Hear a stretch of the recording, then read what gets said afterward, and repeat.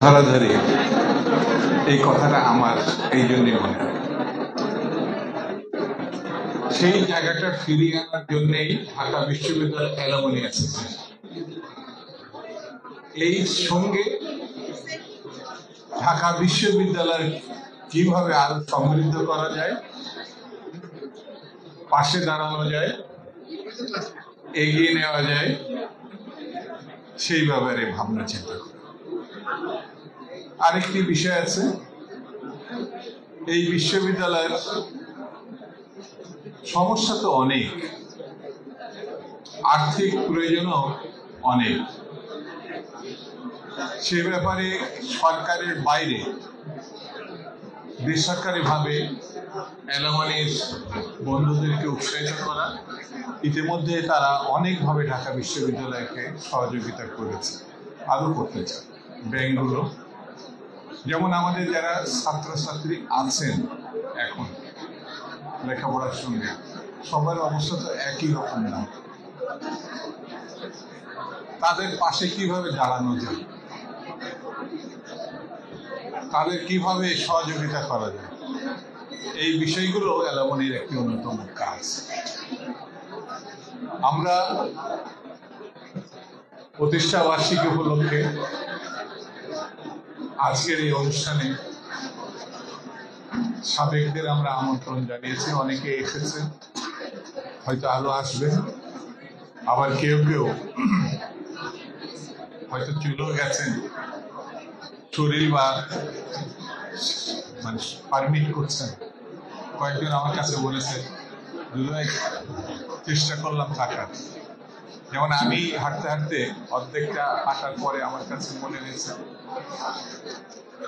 যে আগের মতো এই ফ্যাকাল্টি থেকে আরেক ফ্যাকাল্টি কার্জন হলের থেকে বেশিরভাগ সময় আমি হেঁটে যেতাম। আমার পিছনে পিছনে আমার সহকর্মীরা বন্ধুরা থাকতো, তারা তখন এতগুলো রিক্সাও ছিল না, তখন ক্যাম্পাসে গাড়ি তো ছিলই না। কিন্তু আজকে হাঁটতে গিয়ে বুঝলাম আসলে অনেক সময় আমরা বেরিয়ে গেছি। আমরা সামান্য কিছু সময় একসঙ্গে থাকবো, সামান্য কিছু নাস্তার আমরা আয়োজন করেছি, সাংস্কৃতিক অনুষ্ঠানও আমাদের বাবলে আপার নেতৃত্বে আয়োজন করেছি। আমরা এর মধ্যে সেই পর্বটি করব, ভিতরে আমাদের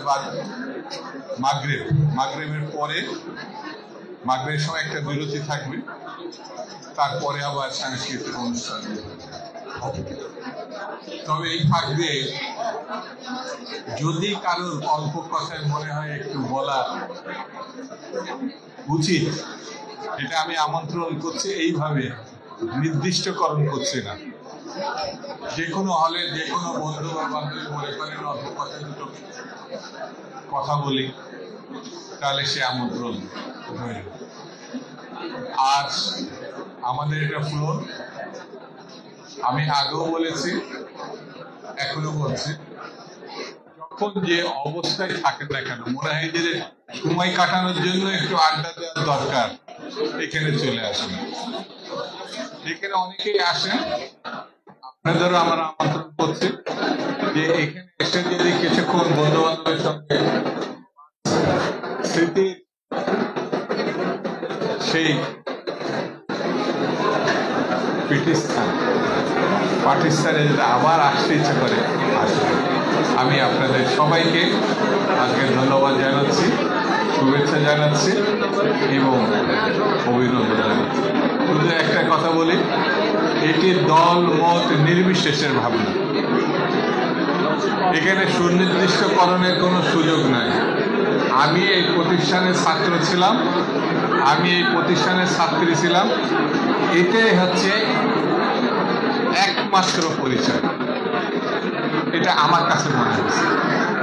ভালো থাকবেন।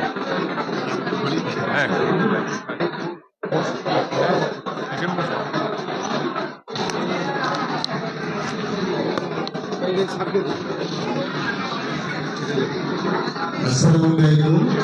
সবাই অধৈর্য হয়ে যাচ্ছেন, যাই হোক আহ্বান করেছেন, কিছু যদি কেউ বলে।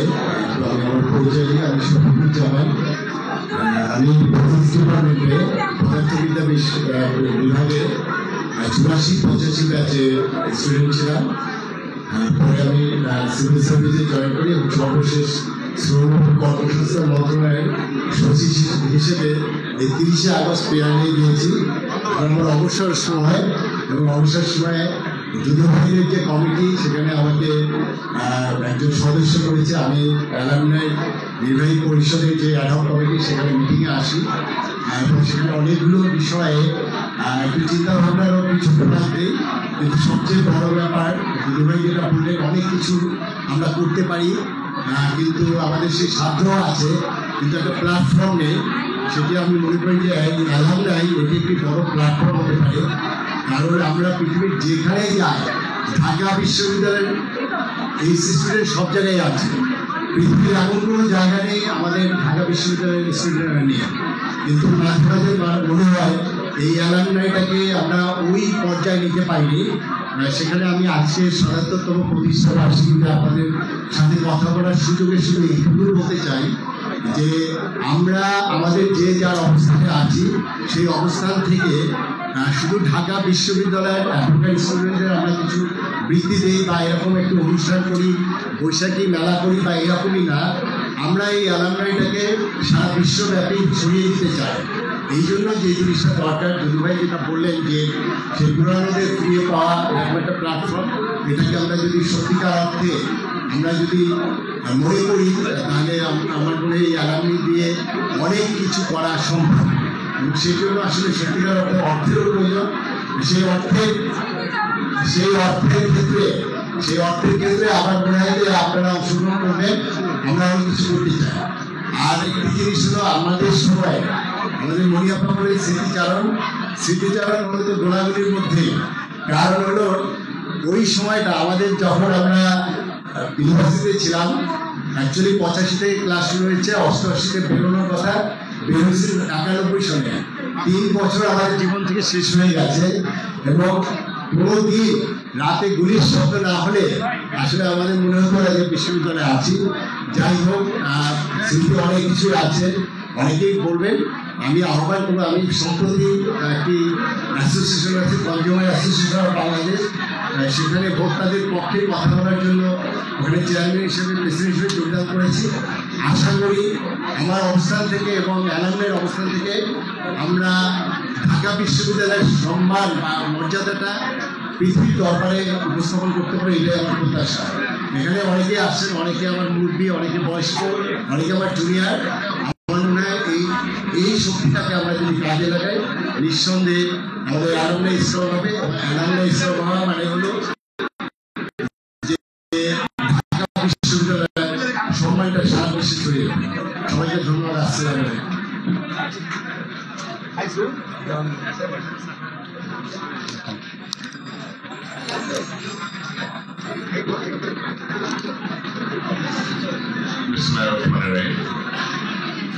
ঢাকা বিশ্ববিদ্যালয় অ্যালামনাই অ্যাসোসিয়েশনের ৭৭তম প্রতিষ্ঠা বার্ষিকীতে আজকে এখানে যারা উপস্থিত হয়েছেন সবাইকে আমার পক্ষ থেকে শুভেচ্ছা, অভিনন্দন জানাচ্ছি।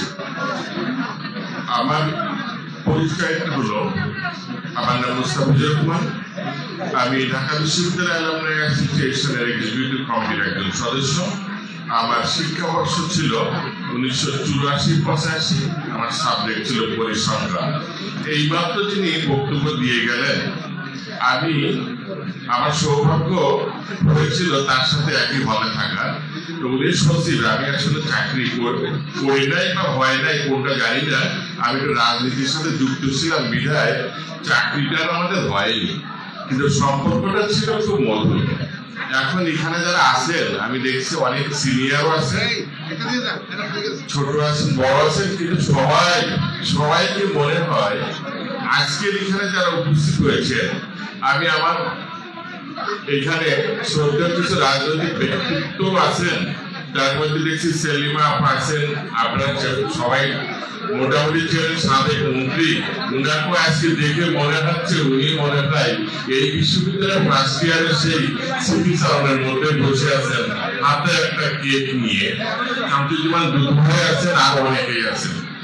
এইখানে শফিকুজ্জামান যে কথাগুলো বলে গেছেন, আমি এক্সিকিউটিভ কমিটির একজন সদস্য থাকার কারণে যে জিনিসটা আমি দেখেছি, আমি ছাত্র অবস্থায় যে সমস্যাগুলো মোকাবেলা করেছি সেই একই সমস্যা মনে হয় এখনো ছাত্র ছাত্রীদের মধ্যে আছে। আমরা যখন ছাত্র ছিলাম, সচিব মহোদয় বলে গেলেন কোনো একদিন যদি রাত্রে কোনো গুলির শব্দ না হলে ঘুমোতো না। আমরা মনে করতাম কোনো একদিন যদি কোনো একটা হলে গুলির শব্দ না হলে আমরা ধরে নিতাম ওই ঘরে আজকে পুলিশ রেড দিচ্ছে। এই বাস্তবতার মধ্যে দিয়ে আমরা আমাদের শিক্ষা জীবন শেষ করছি। এখানে আমরা অ্যালামনার পক্ষ থেকে আমরা প্রায় 100 অন্ধ ছাত্রছাত্রীদেরকে আমরা বৃত্তির ব্যবস্থা করেছি। এটা কৃতিত্ব অ্যালামনার কমিটি এবং জীবন সদস্য এবং যারা এই ব্যাপারে সহযোগিতা করেছেন তারাই। ইতিমধ্যে আমরা আরো 450 মতো ছাত্রছাত্রীদের বৃত্তির ব্যবস্থা করেছি এবং খুব তাড়াতাড়ি সেটা তাদের কাছে পৌঁছে যাবে। তবে আপনাদের কাছে এখানে যারা আছেন বিভিন্ন পেশায়, আমি অবশ্য অভিযোগ করবো না, এখানে সচিব মহোদয় আমার বন্ধু বলে গেলেন, আহ্বান জানিয়ে গেলেন, কিন্তু উনিও সচিব ছিলেন। ওই সময় যদি এই আহ্বানটা উনি জোরালোভাবে করতেন তাহলে আমাদের মনে আরেকটু ভালো হতো। ওনার সুযোগ থাকা এখন অনেকেই কর্মরত সচিবরা আছেন, যারা ঢাকা বিশ্ববিদ্যালয়ে ব্যবসায়ী আছেন, সমাজের প্রতিষ্ঠিত অনেক ব্যক্তিত্ব আছেন। আমি সকলের কাছে উদাত্ত আহ্বান জানাই, আসুন আমরা সবাই ঢাকা বিশ্ববিদ্যালয়ের একটা পরিবারের অংশ হয়ে আমি আমার বর্তমান ছাত্রছাত্রী যারা আছেন, আর্থিক অসচ্ছলতার জন্য অনেকের শিক্ষা জীবন ঝরে যায়, আমরা তাদের মেধা বিকাশে এগিয়ে আসি।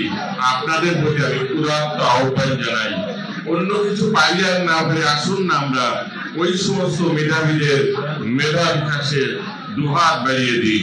সবাইকে ধন্যবাদ।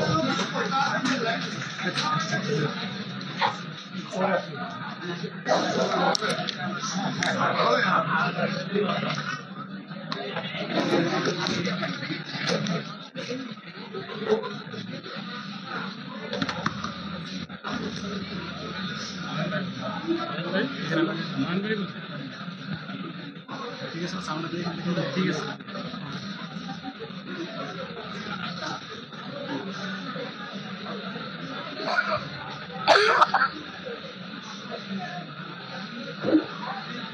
বিসমিল্লাহির রহমানির রহিম।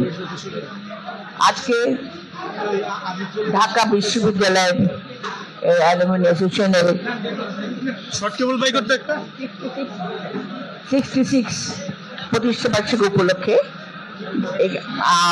ঢাকা অ্যাসোসিয়েশনের আমাদের এখানে সভাপতি সহ 77 সহ ঢাকা অ্যাসোসিয়েশনের বিভিন্ন পর্যায়ের সদস্যবৃন্দ, উপস্থিত সুধীবৃন্দ, আসসালামু আলাইকুম।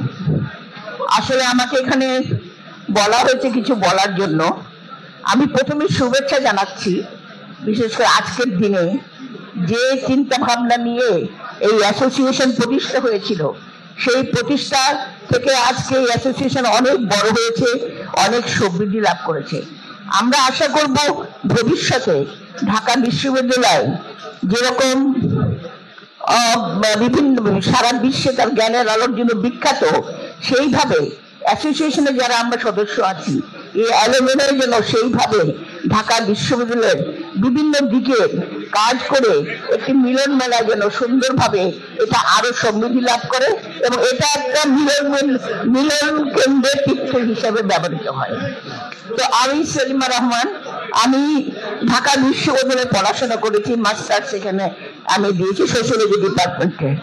এবং আমি যখন পড়াশোনা করি তখন আমি করেছি আমার বিয়ের অনেক পরে, কাজে আমার বর্ষটা অনেক পিছিয়ে আছে। আমার অনেক তরুণ বন্ধু ছিল, যদিও তারা খুব ছোট ছিল না, কিন্তু তরুণ বন্ধু ছিল। কিন্তু আমার সময় সেই সময় কেউ ছিল না। কিন্তু আমরাও সেই সময়, আপনাদের হয়তো মনে থাকবে ৭১-এর পরে সেই ৭২-৭৩ সেই সময় আমি ঢাকা ইউনিভার্সিটিতে পড়ি, এবং সেই সময় আমাদের অনেক কিছু সেই সময় আমরা দেখেছি এবং শুনেছি, যেটা একটু আগে এখানে দুজন বলে গেলেন যে আমাদের হয়তো ঘুম হতো না। আমরা অনেক কিছু দেখে আমরা আশ্চর্য হয়েছি, কথা বলেছি, চিন্তা করেছি। নতুন ভাবে চিন্তা করতে শিখিয়েছে ঢাকা বিশ্ববিদ্যালয়, কারণ আমরা দেখেছি সেই সময় তরুণদের উচ্ছ্বাস, যে তরুণরা আজও এই ঢাকা বিশ্ববিদ্যালয় থেকে বিভিন্ন ভাবে বিভিন্ন কাজে কর্মে রাষ্ট্রের বিভিন্ন উন্নয়নে ঝাঁপিয়ে পড়ে এবং যে কোনো সমস্যা সমাধানের চেষ্টা করে। আমি এমনি কোনো কিছু বলবো না, শুধু এইটুকুই বলতে চাই আপনাদেরকে, আমরা এখানে আমার ছোট ভাই দুদু এক চমৎকার কথা বলেছে, এই মিলন কেন্দ্রটা যেন হয় দল মত নির্বিশেষে। কারণ মাঝখানে কিছুদিন আপনাদের ঢাকা ইউনিভার্সিটির এই অ্যাসোসিয়েশনে আমরা আসতে পারি নাই। এটা কলুষিত হয়েছিল যে কোনো একটা নামের বিনিময়ে। আমাদের কথা গণতন্ত্র থাকবে সবখানে, আমরা কথা বলবো, আমরা মিশবো। আমি একটা দলকে সমর্থন করবে, আপনি হয়তো একজনকে সমর্থন করবেন, কিন্তু গণতন্ত্রের ভাষা থাকতে হবে। যে গণতন্ত্রের জন্য আমার অনেক তরুণ, অনেক যুবক, আমার অনেক ভাই, অনেক শ্রমিক তারা জীবন দিয়েছে। আজকেও যেন আমরা তাদের কথা স্মরণ করে এই গণতন্ত্রকে উন্নয়ন রাখার জন্য এই অ্যাসোসিয়েশনের মাধ্যমে আমরা কাজ করে যেতে পারি। তা আমি সবাইকে ধন্যবাদ জানিয়ে আমার বক্তব্য শেষ করছি। আল্লাহ হাফেজ।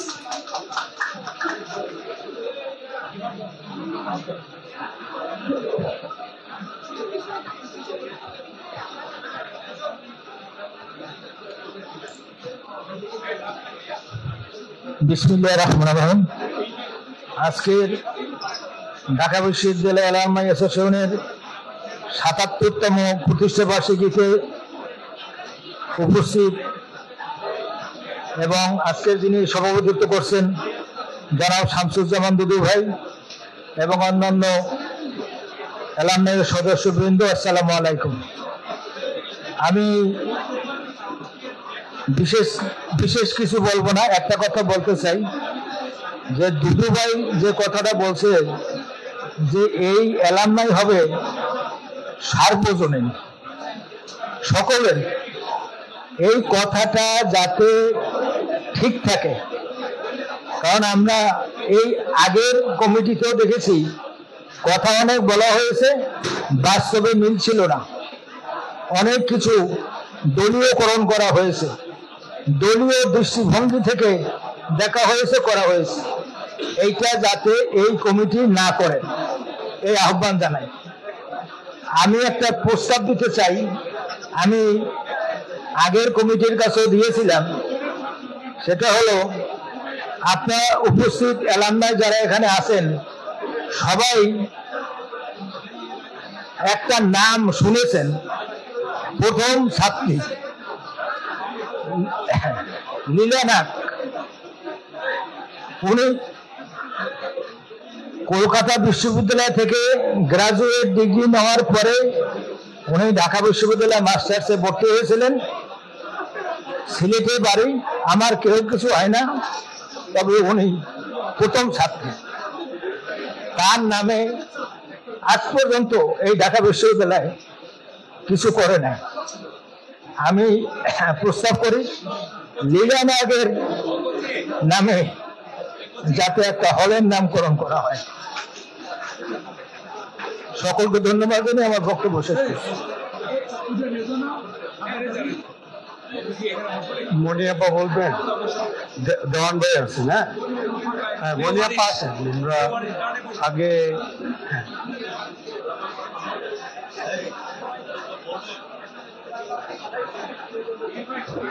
আমি একটু ক্ষমা চেয়ে নিচ্ছি, আমার বড় ভাই এখানে আছেন, আপনারা জেনে খুশি হবেন এইখানে অনেক 50 দশকের ছাত্র ছাত্রী এখানে উপস্থিত আছেন।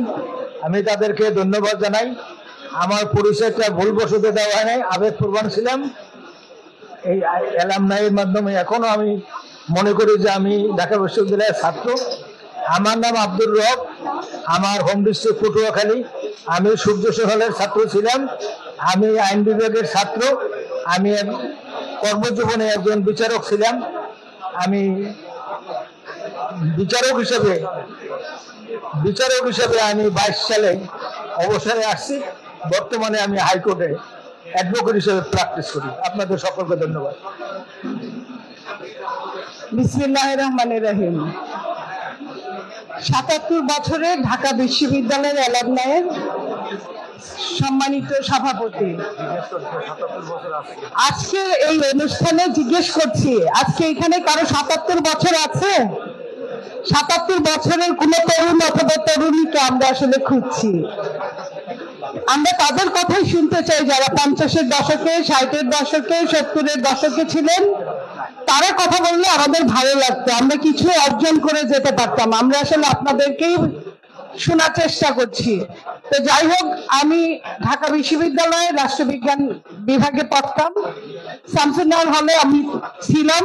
আমার আগে দুজন বড় ভাই বক্তৃতা দিয়ে গেছেন। ওনারা বলেছেন গুলির শব্দ ছাড়া নাকি ঘুম হয় নাই। আমি এই জায়গায় বলতে চাই, একই সমসাময়িক আমরা এইটুকু আরেকটু অ্যাডভান্স বলতে চাই। শামসুন্নাহর হলটা ছিল ট্রানজিট পয়েন্ট অফ গুলি। অনেক সময় উত্তর এবং দক্ষিণে যখন মারামারি লাগতো, তখন শামসুন্নাহর হলের ভেতর দিয়ে, রোকেয়া হলের ভিতর দিয়ে গুলি পাস হতো। আমরা উপরে বসে বসে এগুলা দেখতাম। তো দেখতে দেখতে একরকম ভালোই সাহস হয়ে গিয়েছিল। যদিও পরবর্তী জীবনে আর্মি অথবা পুলিশে চাকরি করলে বেশ কাজে দিত। এইটুকু বলতে চাই। আরেকটা জিনিস আমি আজকে বলতে চাই, আমি কতটুকু ভালো আছি জানি না, বলবো আলহামদুলিল্লাহ। সেটা সাথে সাথে বলতে চাই, আমি খুব মিস করি হলের সেই মাছ কাটা। দাদুর কাছে মাছ কাটতে মনে হতো যে ব্লেড দিয়ে মাছ কাটছে। আমি যখন মাছ খেতে বসি এখনো, আমি কিন্তু হলের মাছের টুকরোটাকে আমি খুব ফিল করি যে এত পাতলা করে, এখনো আমার হিসাব মিলে না এত পাতলা করে কিভাবে মাছ কাটা যেত। আরেকটা জিনিস আমার খুব মনে পড়ে, সেটা হলো যখন আমি বাসায় বা কোন আত্মীয়র বাসায় যখন একদম ঘন ডাল খাই, তখন মনে পড়ে ডাল কত প্রকার কি হলে না গেলে বোঝা যেত না। কবে কখন পাতিলে যে উঠেছিল ডাল, সেই ডাল আমার মনে হয় এখন পর্যন্ত ওই পাতিলেই আছে। আমরা বংশ পরম্পরায় পাতিলটা চেঞ্জ হয় নাই, ডালটা খালি প্রতিদিন একটু একটু করে বেড়েছে, এই যা। তো আমি এই জিনিসগুলো খুব মনে পড়ে, তখন যেটা কষ্ট হতো এখন সেটা আমি ফিল করি। সবাইকে ধন্যবাদ, ভালো থাকবেন।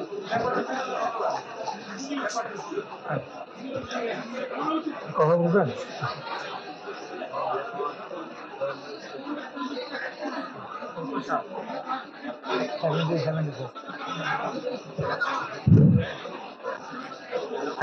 আসসালামু আলাইকুম।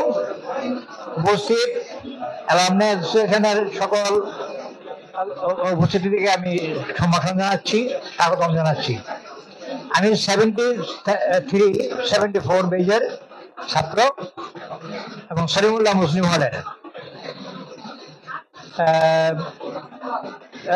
আমার সেই সময়ের একটা মানসিক দৃষ্টিভঙ্গি ছিল আমার নিজের প্রতি এবং আমার বন্ধুবান্ধবের প্রতি। একটা গান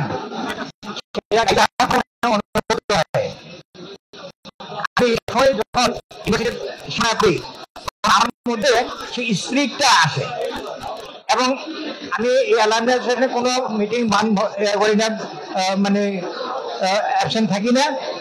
এই জন্যই যে আমি আমাকে জোয়ান শক্ত সাবুত মনে করি। সেই জন্য যাক, আমি বলছি যে এই যে 77 ইয়ার্স অলরেডি পাস, এর মধ্যে যদিও ছোট আকারে তৈরি হয়েছিল, এখন আমাদের অ্যালামনাই অ্যাসোসিয়েশন শক্তিশালী এবং সমৃদ্ধ। এবং আমরা গত 10 বছর যাবৎ এই ধরনের উন্নয়নের জন্য বিভিন্ন দলমতের মাধ্যমে চাচ্ছি। সেটা কিন্তু অনেকটাই এগিয়ে যাচ্ছি। এই স্কুল ইউনিভার্সিটির ছাত্রদের জন্য যারা নাকি অন্ধ, প্রতিবন্ধী এবং মেধাভিত্তিক গরিব, এদের সহায়তার জন্য আমাদের একটা আহ্বান প্রাণ ছিল এবং তা হচ্ছে। আমি আশা করি যে আমাদের এই অ্যাসোসিয়েশন সবসময়ের জন্য ভাববে যে জ্ঞান আমার খুব বেশি, এই কথা বলা যেমন বোকামি, আবার ভাবতে হবে এটা যে আমরা কিন্তু এই ইউনিভার্সিটি যারা আসছি মোটামুটি জ্ঞানের বাহক। অতএব আমরা পরস্পরকে উদ্বুদ্ধ করে এই অ্যালাইনেশনের মাধ্যমে ঢাকা ইউনিভার্সিটিকে যাতে নাকি আরো সমৃদ্ধি নিতে পারে ইন এভরি অ্যাসপেক্ট, সে আমাদেরকে ভাবতে হবে। এরই মাঝে আমার একটু স্মৃতিচারণ করে যাই। আমি যখন এই অ্যাসেম্বলি আসছি 73-74-এ, আসার পরে সেখানে আপা একটু আগে বলে গেলেন যে দাঁড়িয়ে কথা। আমি বলছি যে এখানে আসার পরে খাদ্যের ব্যাপারে এমন অবস্থা, তার পরিবেশের ব্যাপারে এমন অবস্থা।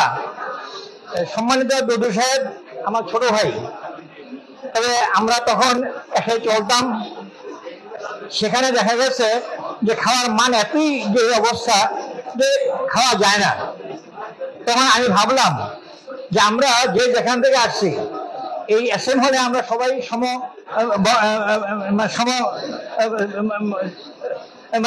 সমান মন মানসিকতার। আমরা এখান থেকে যা ব্যবহার করব, যা উপলব্ধি করব, যা ভোগ করব, এটাই পরবর্তী জীবনে আমাদেরকে আগামী নেবে অন্য নেক্সট প্রজন্মের জন্য। তা আমি একটা মিটিং করলাম। আমাদের মানে প্রাক্তন যে প্রেসিডেন্ট ছিলেন ডক্টর ইয়াজুদ্দিন আহমদ, উনি ছিলেন আমাদের প্রবোস্ট। তো উনি মিটিং এর মধ্যে বললেন যে শেখ খলিল, তুমি একটা কাজ করো, যে কেন ডাকলা বলো। তো আমি বললাম, বক্তব্যের মাধ্যমে সবকিছু বলার পরে আমি বললাম যে এই মাইক্রোস্কোপিক কই আর ডিস্টিল ওয়াটার ডাল এটা আমাদের এখানে চলবে না। তখন উনি বললো যে বক্তব্য শেষ, আর কোনো আলোচনা নাই। খলিল ঢালির নেতৃত্বে এই ডাইনিং হলের যে খাওয়া দাওয়ার অবস্থা এবং কেন্দ্রের দিকে সবাই খেয়াল রাখবে, একটা কমিটি করো। আমরা সে সময় দেখা গেছে যে ধরনের টাকা বরাদ্দ হয় আর যে ধরনের খাদ্য আমাদেরকে বরাদ্দ করা হইতো অনেক ডিফারেন্স। তারপরে আমি 3 বছর একাধারে এই ডাইনিং হলে খেলাচ্ছি কমিটি নিয়ে, ভালো ভালো খাওয়াইছি। আশা করি ইচ্ছা থাকে যদি এখনকার প্রজন্মের প্রতি আমাদের এই একবারে থাকবে, খাওয়া দাওয়া, চলাফেরা এবং পরিবেশের জন্য আমাদের হলের ভিতর দিয়ে খাওয়া দাওয়ার জন্য ডাইনিং হলে যাইতে হইতো, কোনো সময় কোনাগুনি যাইতো, এতে বিশৃঙ্খল অবস্থা হইতো। আমি লিখে দিয়েছিলাম যে শুধু গাদারাই হাটে কোনাগুনি, আর হাটে নেই। ফুল ফল ইত্যাদি আমি অনেক ডালিম গাছ লাগাইছি, দেখছি, এবং মালিকের প্রতি আমার খেয়াল ছিল। তাই সবচেয়ে বড় কথা হলো যে খেলাধুলার ব্যাপারে মোটেই দেখলাম যে ফুটবল খেলা হবে, ইন্টার হল ফুটবল কম্পিটিশন ঢাকা ইউনিভার্সিটি। হ্যাঁ, তখন আমি বললাম যে স্যার আমরা খেলবো। স্যার বললেন প্রবোস্ট যে আমাদের ডক্টর ইয়াজুদ্দিন আহমদ বললেন যে না, ঢাকা ইউনিভার্সিটিতে অ্যাসেম্বলি একটা হল যেখানে ইনডোর খেলা হয়, আউটডোর খেলাতে তারা অংশগ্রহণ করতে পারে না। ভালো ভালো স্টুডেন্ট নাকি এখানে আসে। আমি বললাম না, ভালো খারাপের মধ্যে আছে, আমি তো খারাপের মধ্যে আসছি, অতএব খেলা বলতে হবে।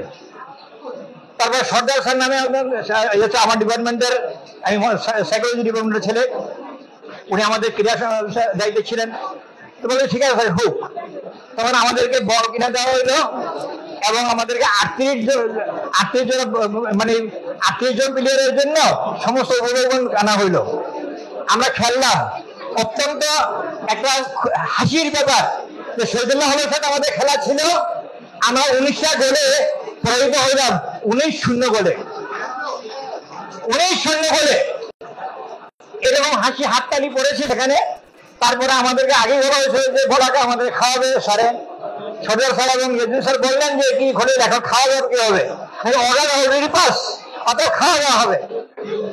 গেলাম সেখানে খাইতে, খেলা বললাম যে ঠিক আছে। স্যারে বলো যে ওকে না, আমি ওকে না, আমাদেরকে খেলা দেওয়ার জন্য এই এসএম হল আগামী কম্পিটিশনে উইন করতে হবে, কাপ আনতে হবে। তখন আমাদের ইয়া ছিল ন্যাশনাল যে কোচার ছিল, ওনাকে কন্ট্যাক্ট করা হয়েছে সেখানে বৈশা, এবং সেখানে উনি আমাদের ইয়ে করলো। আগে পরের বছর আমরা মানে হল চ্যাম্পিয়ন হলাম। এই যে আমাদের উদ্যোগটা, একদম মানে সাত থেকে আরম্ভ করে কোনো ছাত্ররা আমাকে করেনি, আমরা উইন বলছি যে যেখান থেকে এখানে আসছে আরো সুদূর প্রসারিত হবে, যে আমাদের সবার ওইখান দিক চেষ্টা থাকে। আমার দাওয়াত থাকবে, আমার ইমেল থাকবে, আমার কথা থাকবে। আপনারা যেই বয়সে আছেন না কেন, বয়স ইজ নট দ্য ফ্যাক্টর, এটা সংখ্যা। অর্থাৎ আমরা আমাদের স্থান থেকে চেষ্টা করবো এগিয়ে নেওয়ার জন্য। সকলকে ধন্যবাদ, ঢাকা ইউনিভার্সিটির সকল ধন্যবাদ, থ্যাংক ইউ।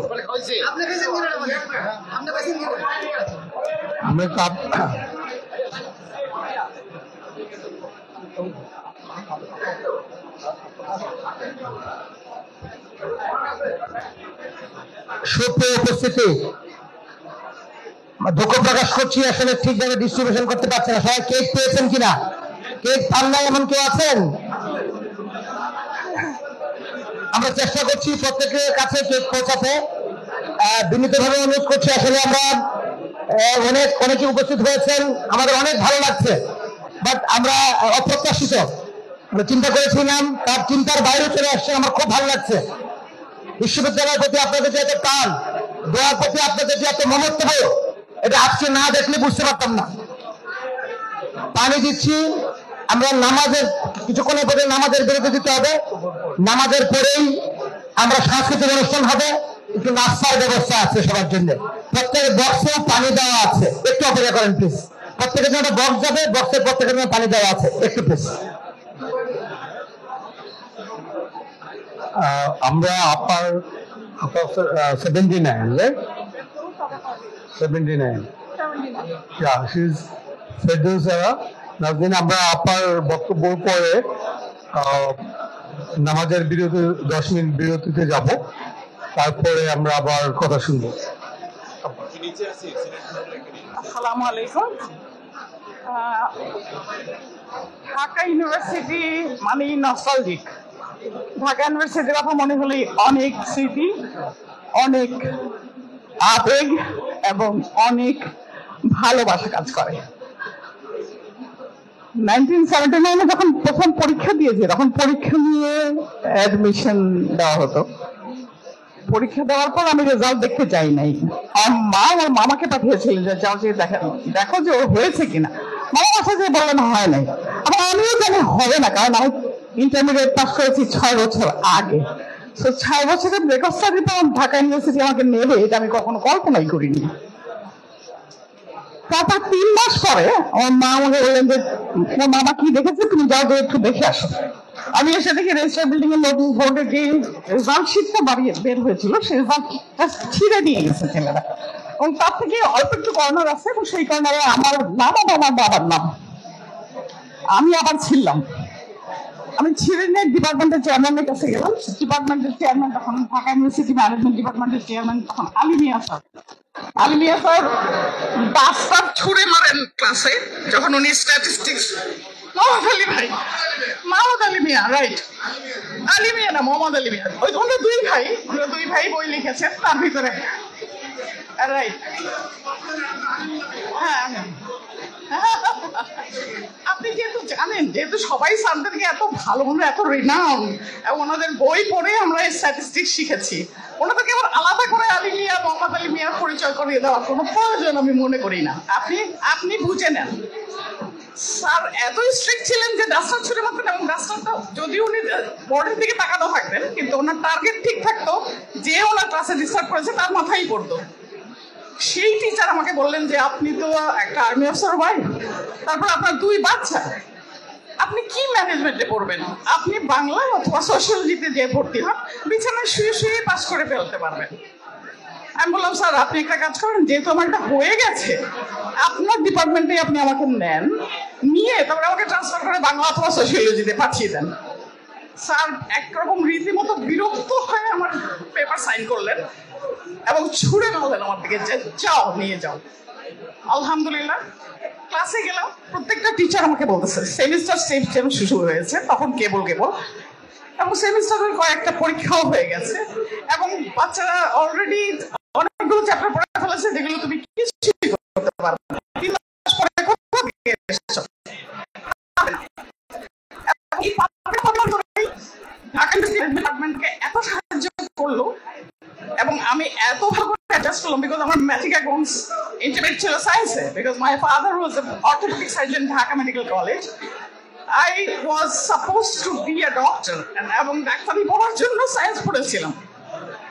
তারপরে ম্যাট্রিকের পর মা বিয়ে দিয়ে দিলেন। তারপরে অবশ্যই আর সায়েন্স পড়া হলো না, এবং ব্যবসা পড়তে যেটা হয়েছে, এত ভালো ব্যবসা শিখেছি যে প্রথম নাতি হওয়ার পরে ব্যাংক ছেড়ে দিলাম। সো যেহেতু মাল্টিপল আজান হয়ে যাচ্ছে, আমি আর দীর্ঘ করতে চাচ্ছি না। সবাই দোয়া করবেন আমার নাতিদের জন্য। আমার প্রথম child she is in world bank and based in Jordan, Amman, and the second child, both of them are PhD. Second child she has done her PhD from Los Angeles University, America. এবং দোয়া করবেন আমার বাচ্চারা, আমার নাতি, আমার বড় নাতি পাইলট ট্রেনিং করছে সিডনিতে, এবং the fourth one, that means the last grandchild, he is in Oklahoma University. He is doing his graduation. So please আমার বাচ্চাদের এবং নাতিদের জন্য দোয়া করবেন, এবং আপনারা যে ধৈর্য ধরে শুনেছেন সেজন্য অনেক অনেক ধন্যবাদ। তবে Dhaka university is our nostalgia. Thank you very much. প্রিয় উপস্থিতি, আজান হচ্ছে, আমরা নামাজের জন্য 15 মিনিট